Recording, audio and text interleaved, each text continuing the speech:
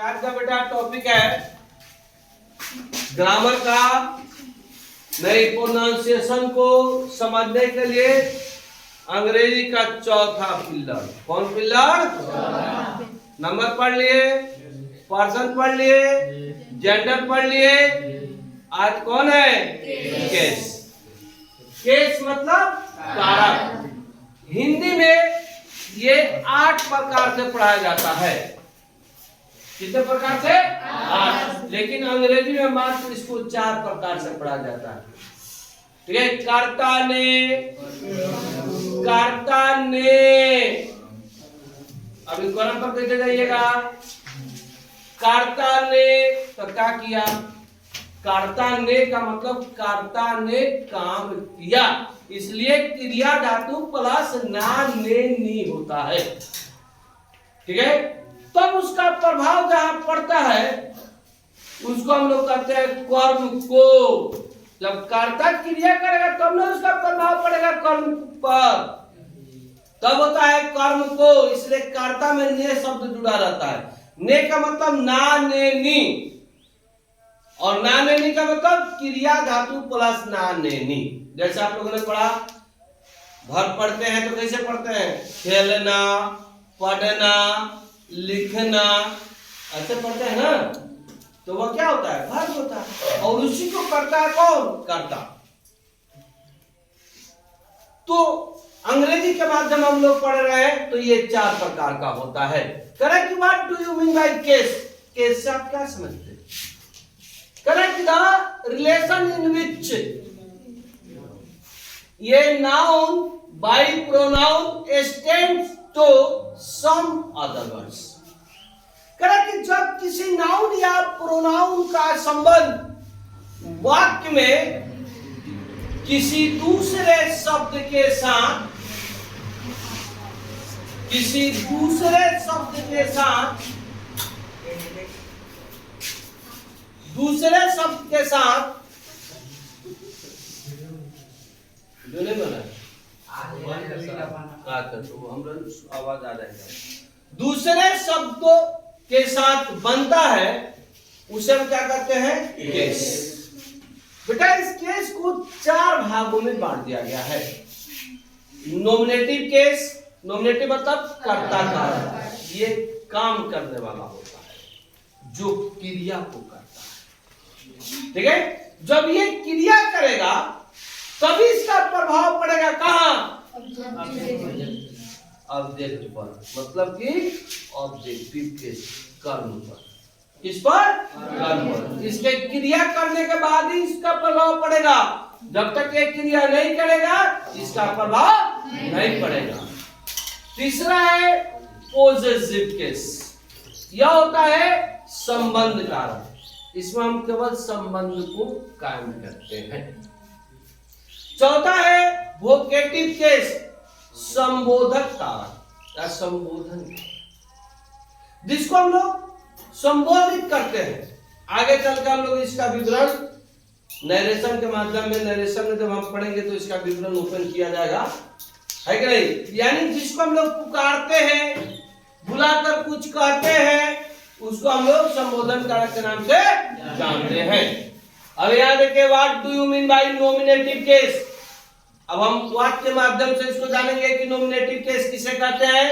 Correct, when a noun और pronoun is used as the subject to a verb. To a verb मतलब क्रिया के कर्ता के रूप में जिस नाउन और प्रोनाउन का प्रयोग किया जाता है वाक्यों में, उसे हम नॉमिनेटिव केस के नाम से जानते हैं। जैसे यह पर्सनल प्रोनाउन बेटा 7 गो है, I, we, you, he, she, it, they. यह पर्सनल प्रोनाउन है 7 गो, जो सब्जेक्ट के रूप में ही इसका निर्माण हुआ है। यह सब्जेक्ट का ही काम करेगा। इस अवस्था में यह दूसरा कार्य नहीं कर सकता। करेक्ट, नाउन और नाउन प्लस एसीएस आईएस, ये सिंगुलर नाउन हो गया और यह प्लूरल नाउन हो गया, जो आपको नंबर के माध्यम पढ़ाया गया है कि किसी में एस लगाकर, किसी में एस लगाकर, किसी में आईएस लगाकर। It's called nominative case. जैसे ही टीचेज मी, तो ही क्या कर रहा है? पढ़ाने का काम कर रहा है। ही क्या कर रहा है? पढ़ाने का काम कर रहा है। यानी यह वर्ब है और इस वर्ब का जो सब्जेक्ट है वह ही है, यानी कि नॉमिनेटिव फॉर्म में है। तब इसका प्रभाव मी पर पड़ता है। जब हम लोग पढ़ाते हैं तो आप सीखते हैं कि नहीं सीखते हैं? तो इसका प्रभाव आप पर पड़ा कि नहीं पड़ा? तो वही चीज करा है। अब यहां देखते हैं कि what do you mean by objective case. करें कि when a noun by pronoun is used as the object to a verb of the sentence. वाक्य में क्रिया के बाद जिस शब्द का प्रयोग होता है, यानी कर्ता जब कार्य करता है तो उसका प्रभाव जिस पर पड़ता है उसे हम ऑब्जेक्टिव केस कहते हैं, यानी कर्म कारक कहते हैं।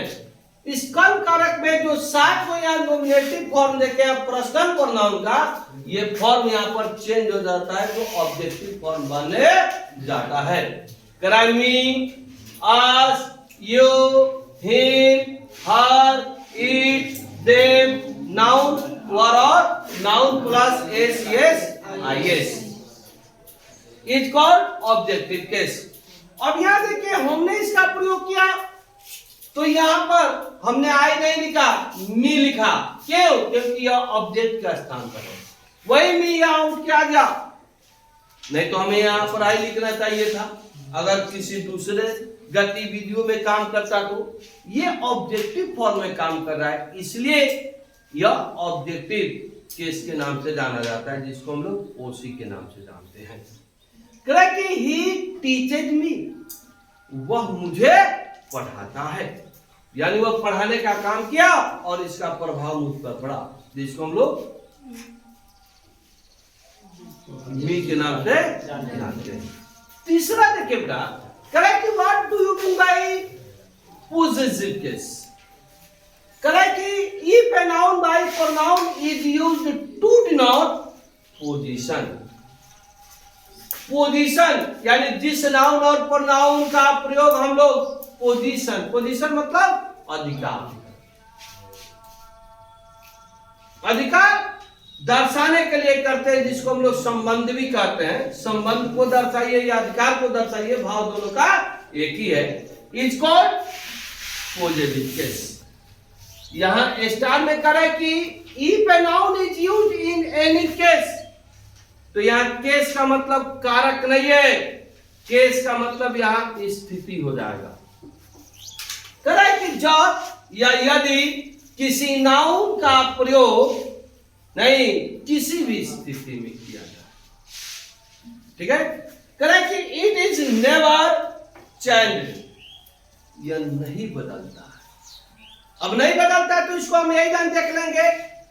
यहां सब्जेक्टिव फॉर्म में भी लिखा गया है नाउन और noun plus S I S, और ऑब्जेक्टिव फॉर्म में भी हम लोग यही शब्द लिख रहे हैं, नाउन और noun plus S I S, यानी यह दोनों का अवस्था सेम है, केवल स्थान परिवर्तन होगा, वहां पर हम इसको देख लेंगे। लेकिन करा बेटा कि बट प्रोनाउन ऑलवेज चेंजेस, लेकिन प्रोनाउन बदलता है, हमेशा बदलता है स्थिति के अनुसार। स्थिति मतलब स्थान जहां पर आपको केस दिया गया है। वह सब्जेक्ट होगा तो सब्जेक्ट का फॉर्म लिया जाएगा, ऑब्जेक्ट होगा तो ऑब्जेक्ट का फॉर्म लिया जाएगा, पॉजिटिव एडजेक्टिव होगा तो पॉजिटिव एडजेक्टिव का फॉर्म लिया जाएगा।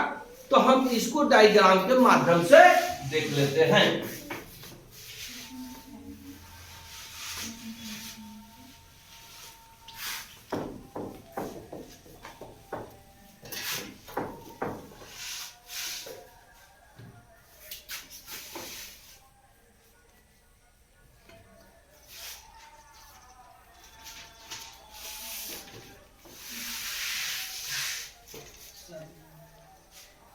ये आपका डायग्राम बहुत ही इंपॉर्टेंट है, याद रखिएगा।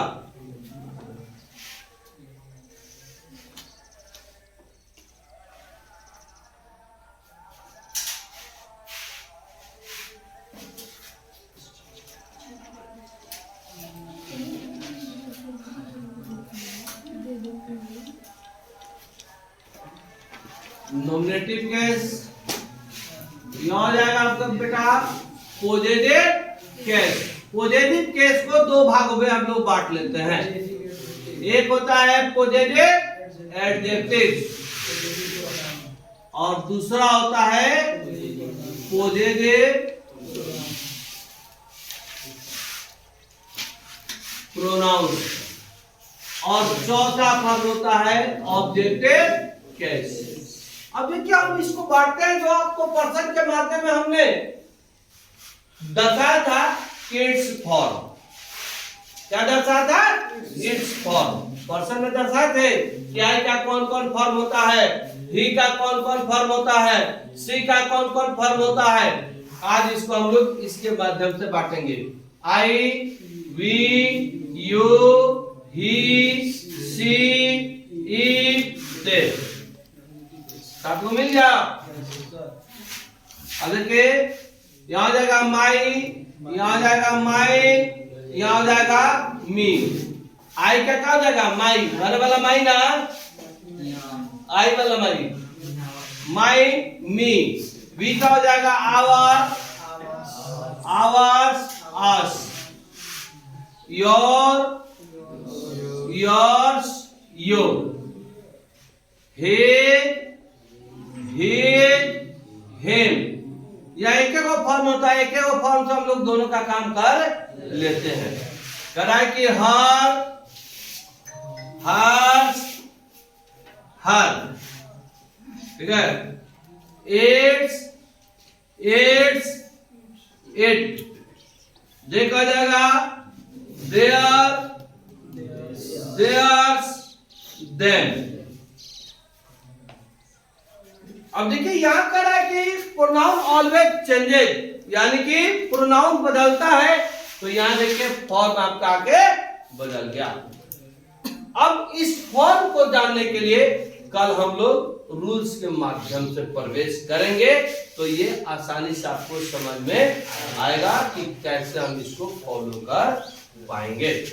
ठीक है, इसमें कई दिक्कत आप सभी को, इतना ही ये फॉर्मेट कंप्लीट करके आना है कल, हो जाएगा।